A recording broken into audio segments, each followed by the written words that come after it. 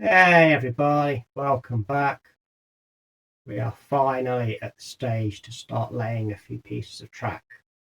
So I thought today would be a great time to do a hints and tips video on track laying.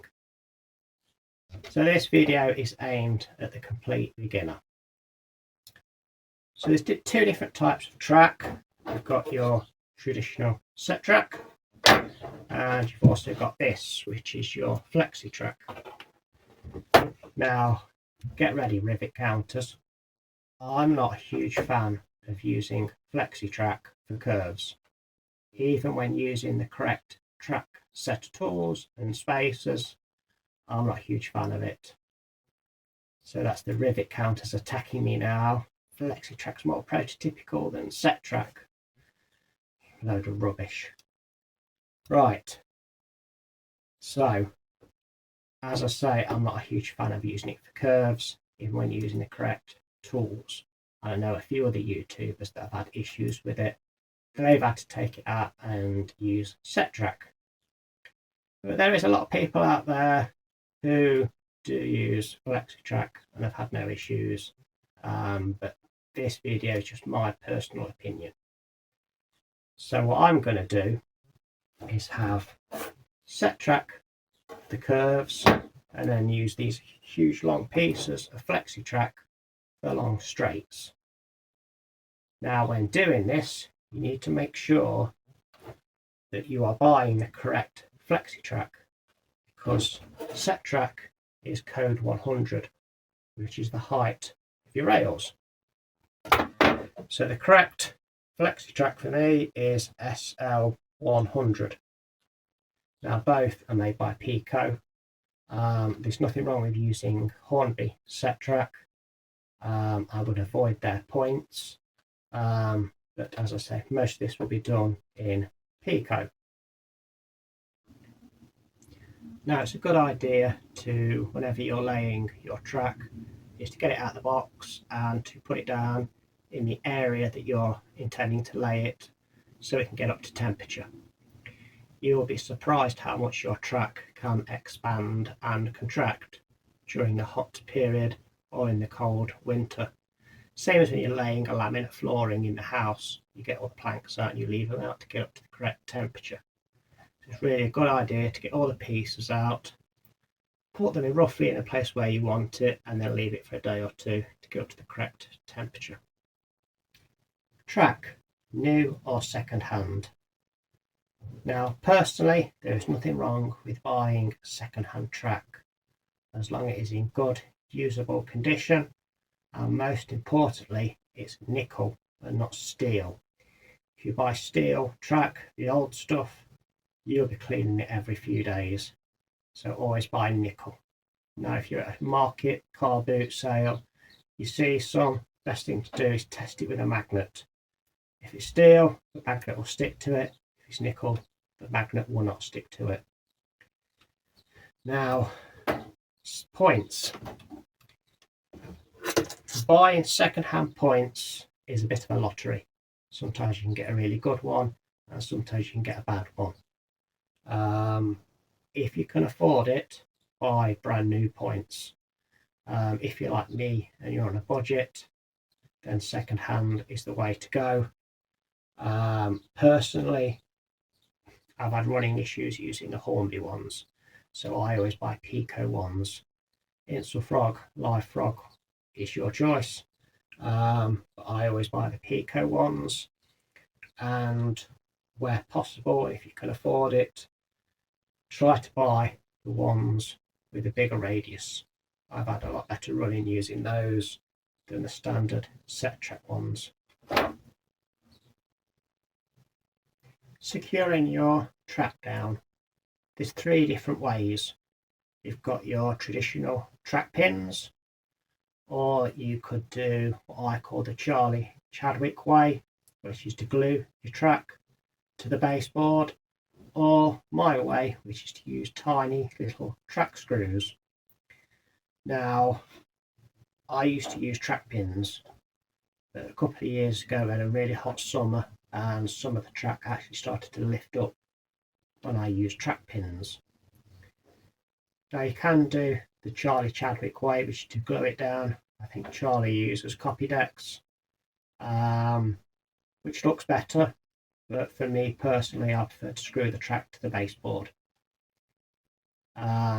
You may have a problematic point in the future that you have to change. You may change your track plan, change your mind, and it's just so much quicker and easier to unscrew it and to make your changes than it is to try and scrape up the track off the baseboard or try and prise the pins out. To me, track screws is a much better way. When buying track screws, make sure you get the correct length. You can have the really short ones, which I buy because I'm not using any underlay, I'm not using any cork, so I buy the shortest possible ones that I can. If you decide to use cork, make sure you buy the slightly longer track screws so that it'll go all the way through the track, through the cork and into your baseboard. The track screws that I use, I'll put a link in the description of this video. Hopefully that helps somebody out. Droppers. Now a dropper is a piece of wire that one end connects to your bus wire and the other end connects to your track. Now it's a bit controversial. Some people say you don't need droppers. Some people say you need a few droppers. A few people say you need droppers on every single piece of track.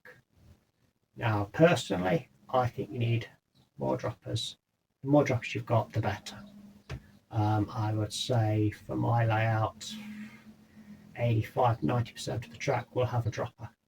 Mine's going to be DCC, but to me personally, it applies to DC guys as well. Relying on these little fish plates is not great. They can go wrong, and I like reliability with my layout.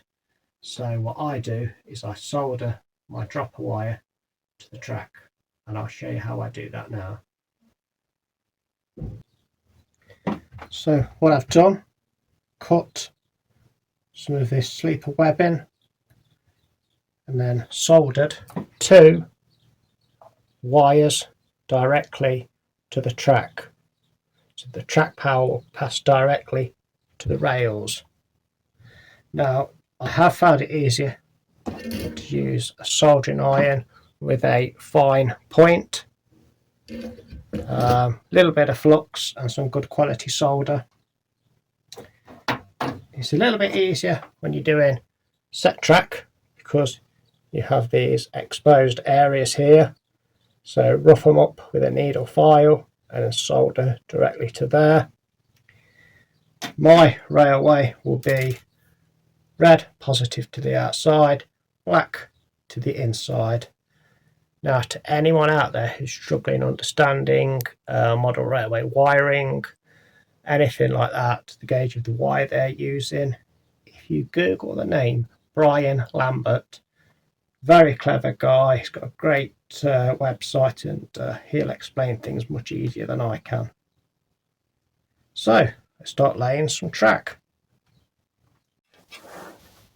So we've got a nice straight true piece of wood here. We've got to measure it at one end to the baseboard and the other end to the baseboard to make sure it's nice and straight and true with the leading edge of the baseboard. And then don't freak out, what we're going to do is screw that down so it doesn't move. Now don't go worrying about the holes. We can really simply put a bit of filler in there, paint over it, a bit of ballast, and you'll never know the holes were there, and you'll get a much straighter and truer line than if you were using any track set tools. And I believe this is a much easier and better way than using track set tools. Okay, we've got a piece of wood here, and I've pre-drilled it. I'm going to quite simply hold the flexi track against the wood, and we're just going to screw that down. Don't over tighten the screws because you'll affect the gauge. Just literally screw it down until it stops, and just all it needs to do is hold the track in place, so don't go over tightening.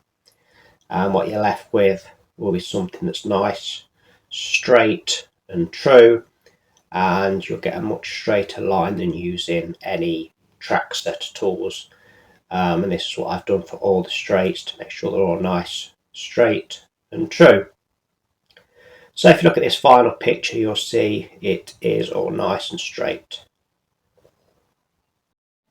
So that's it, just a few helpful hints and tips. I really do hope this helps out a few beginners who are coming into the hobby.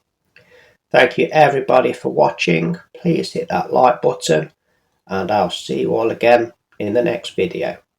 Thank you.